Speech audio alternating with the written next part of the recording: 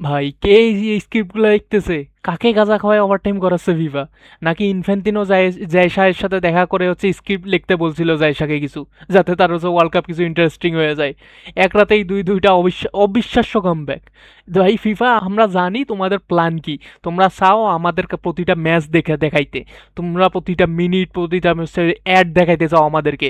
কিন্তু ভাই আমি সারা রাত প্রতি রাতে সব ম্যাচ দেখতে পাবো না ভাই, এটা সম্ভব না। আমি ভাবছিলাম একটা ম্যাচ আরামে বসে দেখবো, হয়তো একটু স্লো টেম্পো হবে, একটু শান্তিতে খেলা দেখা যাবে। কিন্তু ম্যাচ শেষ হওয়ার পর মনে হচ্ছে হেলথ ইন্স্যুরেন্স করে রাখা দরকার, যেখানে যে কোনো সময় হার্ট অ্যাটাক চলে আসতে পারে। তারপর ভাবলাম ঠিক আছে, একটা রাত এমন গেছে, পরের রাতে ম্যাচগুলো হয়তো একটু ইজি আসবে।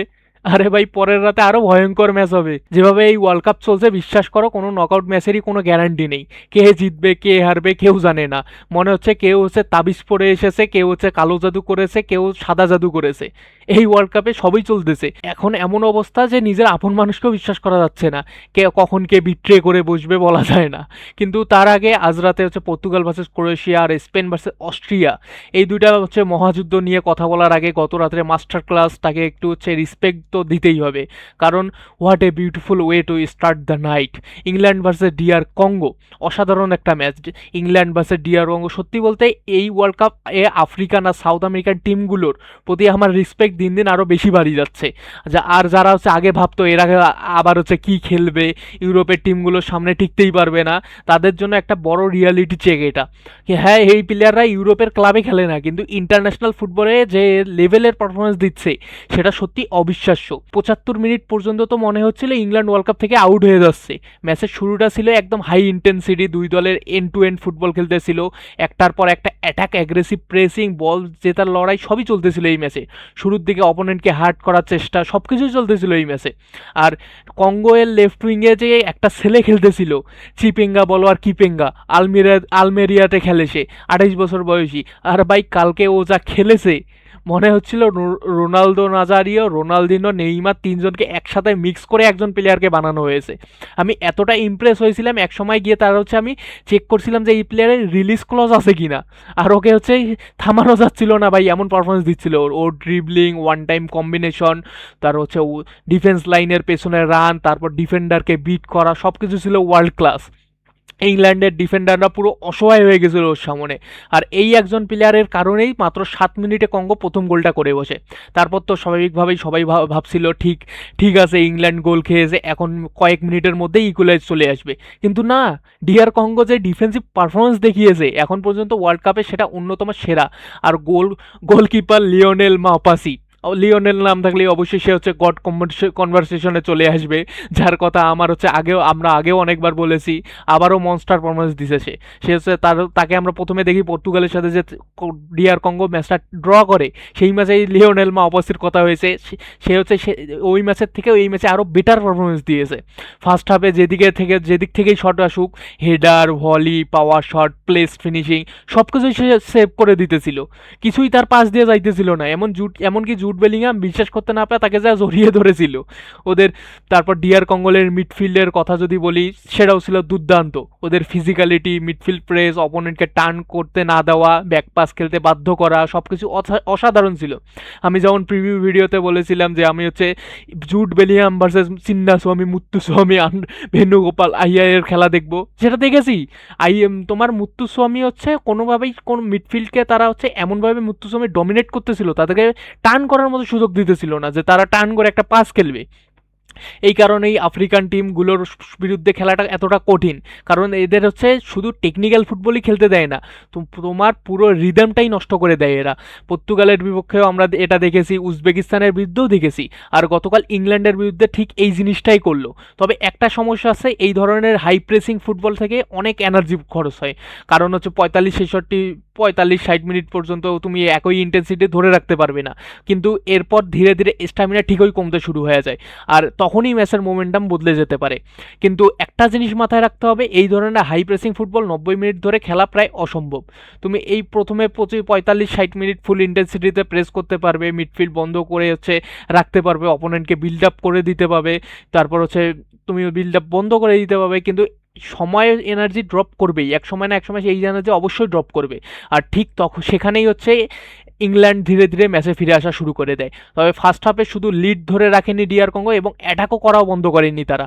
ওরা হচ্ছে দ্বিতীয় গোলটা ওর জন্য বারবার হচ্ছে উঠে আসছিল।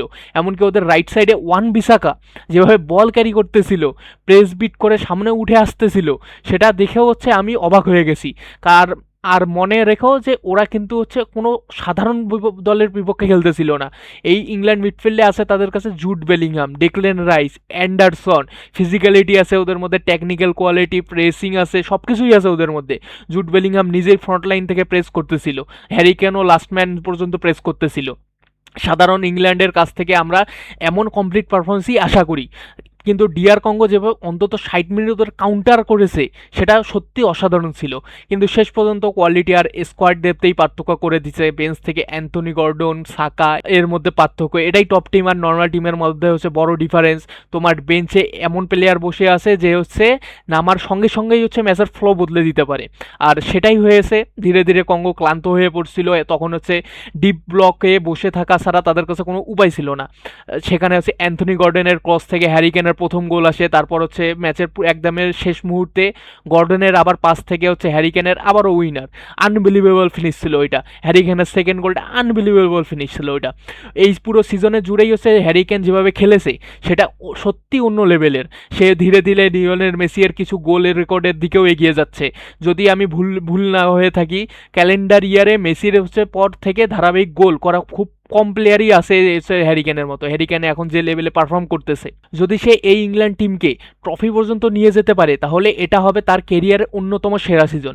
আর একটা জিনিস আমাকে অবাক হচ্ছে, সবচেয়ে বেশি এক্সাইট করে ইংল্যান্ডের স্কোয়াড ডেপ, মিডফিল্ড, অ্যাটাক, সব জায়গায় এত অপশন যে এখনও ওরা অনেক কোয়ালিটি স্ট্রাইকারকে ঠিকমতো ব্যবহারই করেনি। এই টিমের সেমিফাইনালে যাওয়া অবাক হওয়ার মতো কিছু হবে না। তবে যেখানে যদি ব্রাজিলের মুখোমুখি হয় তাহলে সেটা হবে একেবারে ব্লকবাস্টার ম্যাচ। তবে সেখানে যদি বেলজিয়ামের মুখোমুখি হয় তাহলে সেটা হবে একেবারে ব্লকবাস্টার ম্যাচ। কিন্তু ভাই এটা তো ছিল শুধু ট্রেইলার, এরপরের ম্যাচ যা হয়েছে আমার মনে হয় তোমাদের অনেকেই সেটা দেখতেই পারোনি, কারণ তখন পর্যন্ত হয়তো সবাই ঘুমিয়ে পড়ছিল, ভাবছিলা হচ্ছে কি বেলজিয়াম তো আগের ম্যাচগুলোতে কিছুই করেনি, সেনেগালের বিপক্ষে আর কি করবে।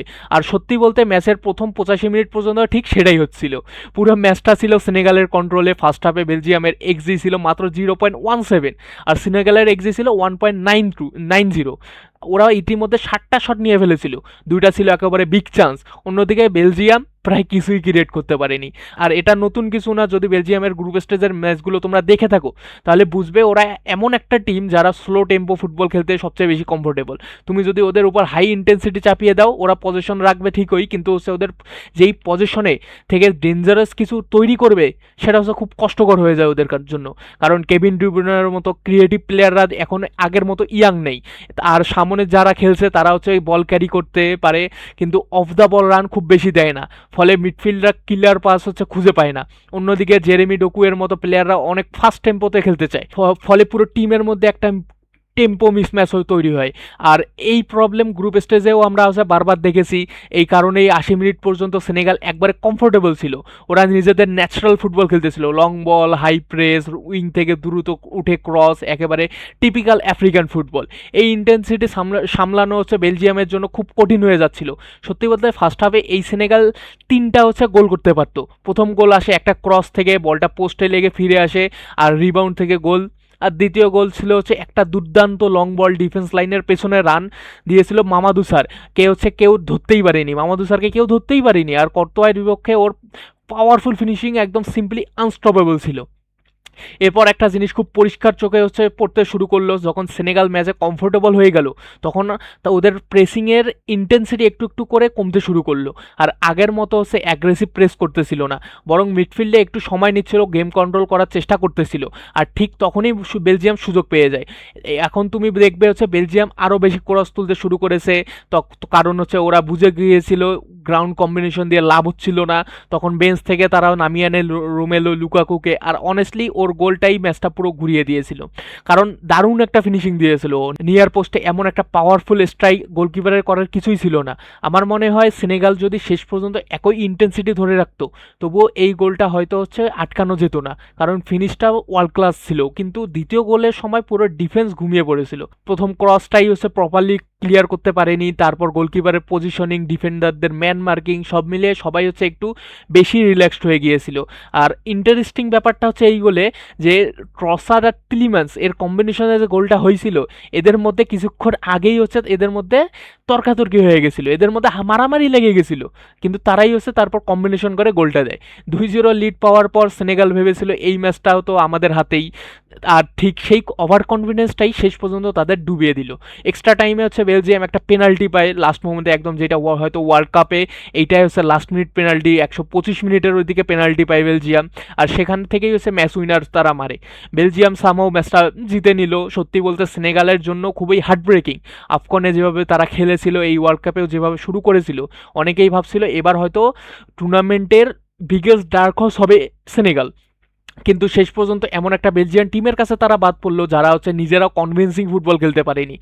অনেস্টলি এটা বিশ্বাস করা কঠিন। আর এভাবেই আমরা পেলাম এখন পর্যন্ত ওয়ার্ল্ড কাপের বেস্ট ম্যাচ। হ্যাঁ, আমি জানি তোমরা বলবে তুই হচ্ছে তো প্রতি ভিডিওতেই হচ্ছে বেস্ট ম্যাচ বলিস, কিন্তু বিশ্বাস করো প্রতি ম্যাচেই এমন কিছু হচ্ছে যে এখন আমি কি বলবো ভাই, এমন কিছু হয়েই যাচ্ছে, এখন আমি কি করবো তোমাদের, কি বলবো তোমাদের। আজ রাতের ম্যাচটা হয়তো এর থেকেও বড় হতে যাচ্ছে, পর্তুগাল ভার্সেস ক্রোয়েশিয়া। ও মাই গড, আমি এই ম্যাচটার পুরো জন্য ভীষণ এক্সাইটেড। কিন্তু পর্তুগাল ভার্সেস ক্রোয়েশিয়া শুরু হওয়ার আগে আমরা দেখতে যাচ্ছি স্পেন ভার্সেস অস্ট্রিয়া। আর এই ম্যাচটা স্পেনের জন্য ভীষণ গুরুত্বপূর্ণ, কারণ এখন পর্যন্ত ওয়ার্ল্ড কাপে স্পেন আমার প্রত্যাশা অনুযায়ী খেলতে পারেনি। যে হাইপ নিয়ে তারা টুর্নামেন্টে এসেছিল, যে সেই লেভেলে তারা পারফরমেন্স করতে পারেনি এখনও। হ্যাঁ, ইনজুরি আছে, কিছু প্লেয়ার অ্যাভেলেবেল না, এসব হচ্ছে অবশ্যই একটা ফ্যাক্টর, কিন্তু তারপরও আমরা হচ্ছে আমার মনে হয় আমরা এখনও স্পেনের আসল ভার্সনটাই দেখিনি, বিশেষ করে লামিন ইয়ামালের কাছে।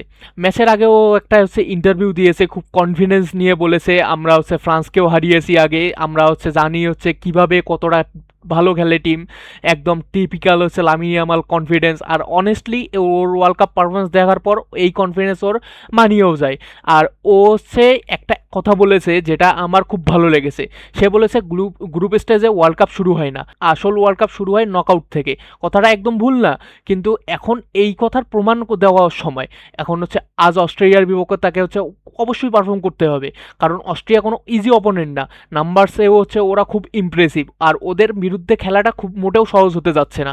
আর্জেন্টিনার বিপক্ষে ওদের ম্যাচ আমরা দেখেছি, ওরা একটা অর্গানাইজ টিম, সেটা হচ্ছে সবাই জানে। আর স্পেনের মতো পজিশন বেস টিমের জন্য এটা হচ্ছে একটা দারুণ টেস্ট। স্পেনের শেষ ম্যাচ উরুগুয়ে যেভাবে হাই প্রেসিং করেছিল, আর আজ হচ্ছে অস্ট্রেলিয়া হয়তো তারাও হচ্ছে ডিসিপ্লিন প্রেস করবে, তাই হচ্ছে স্পেন এর জন্য একটা হচ্ছে শুধু রাউন্ড অফ 16 না, এটা নেক্সট রাউন্ডের প্রিপারেশনও হবে ওদের জন্য, কারণ এরপরের অপেক্ষা করছে পর্তুগাল অথবা ক্রোয়েশিয়া, আর সেটাই হতে পারে তাদের ওয়ার্ল্ড কাপের সবচেয়ে বড় ম্যাচ। কিন্তু ভাই আজকের মেইন ইভেন্ট তো এখনও বাকি আছে, পর্তুগাল ভার্সেস ক্রোয়েশিয়া। অনেস্টলি এই ম্যাচটা অনেকটাই হচ্ছে কনটেক্সটের উপর নির্ভর করছে, কারণ ক্রোয়েশিয়া এই ওয়ার্ল্ড কাপে যতটা ভালো খেলেছে অনেকেই সেটা এক্সপেক্ট করেনি।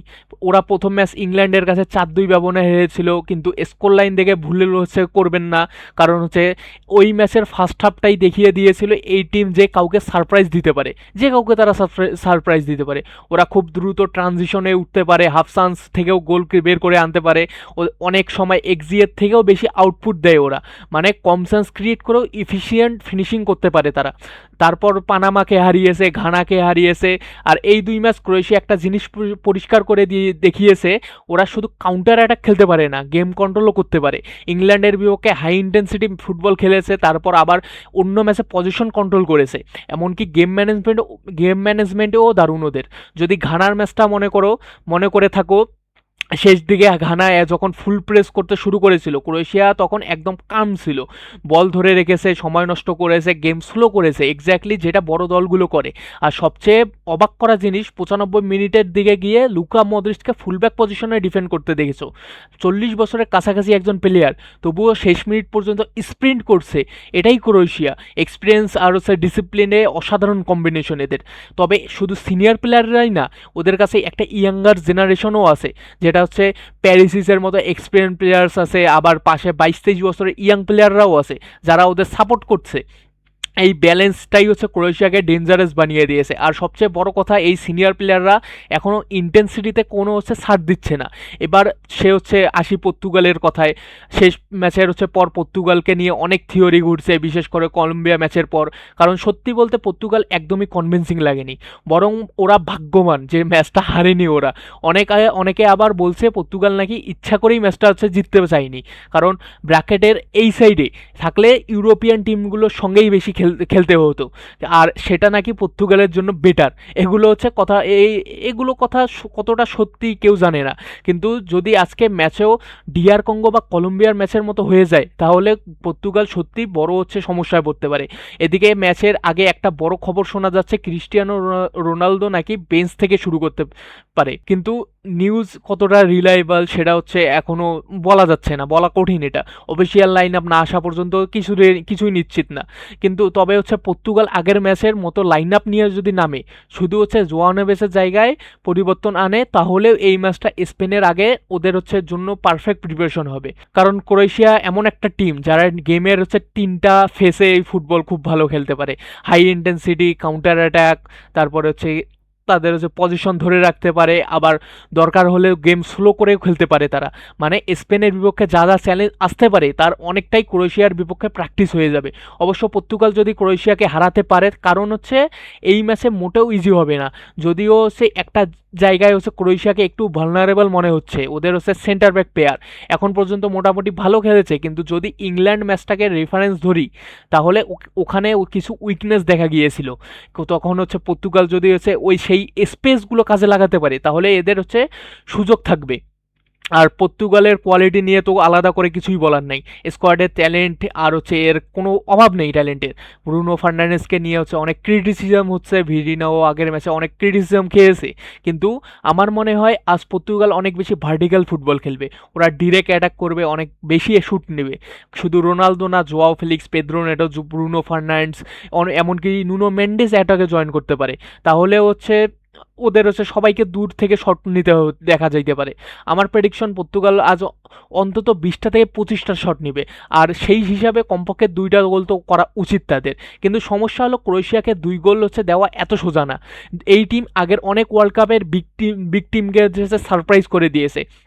তাই যদি আজ একটা বড় আপসেট হয়, আমি খুব বেশি অবাক হব না, কারণ ক্রোয়েশিয়া এমনই করে প্রতি ওয়ার্ল্ড কাপে, তারা কোনো না কোনো টিমকে এমনভাবে হারায় যেটা হচ্ছে আনএক্সপেক্টেড। তারা নিজেরাও হচ্ছে জিতবে না ওয়ার্ল্ড কাপ, তারা এমনকি ফেভারিটদেরকে হারিয়ে চলে যাবে। আমি খুব বেশি অবাক হব না যদি তারা হচ্ছে পর্তুগালকে হারায়। তবুও আমার প্রেডিকশন পর্তুগালই শেষ পর্যন্ত এই ম্যাচ হচ্ছে বের করে রাউন্ড অফ 16-এ চলে যাবে, কারণ ইন্ডিভিজুয়াল কোয়ালিটিতে ওরা হচ্ছে এখনও এগিয়ে। আর যদি রাফেল লিও স্টার্টিং 11-এ থাকে, তাহলে আমার বিশ্বাস ও হয় গোল করবে, না হলে অন্তত একটা অ্যাসিস্ট দেবে। স্কোর শিটে ওর নাম থাকবেই আজকে। তো তোমাদের প্রেডিকশন কি, পর্তুগাল নাকি ক্রোয়েশিয়া? কমেন্টে অবশ্যই জানিও। আমি তো ভাই এই ম্যাচটার জন্য ভীষণ এক্সাইটেড। রাতে ওয়াচালংয়ে দেখা হবে, তার আগে স্পেন ম্যাচটাও মিস করো না। আজকের রাতে ফুটবল ফ্যান্সদের জন্য একদম ইনসেন হতে যাচ্ছে। ভিডিওটা যদি ভালো লেগে থাকে লাইক করো, সাবস্ক্রাইব করো, আর এতক্ষণ পর্যন্ত ভিডিও দেখার জন্য অসংখ্য ধন্যবাদ।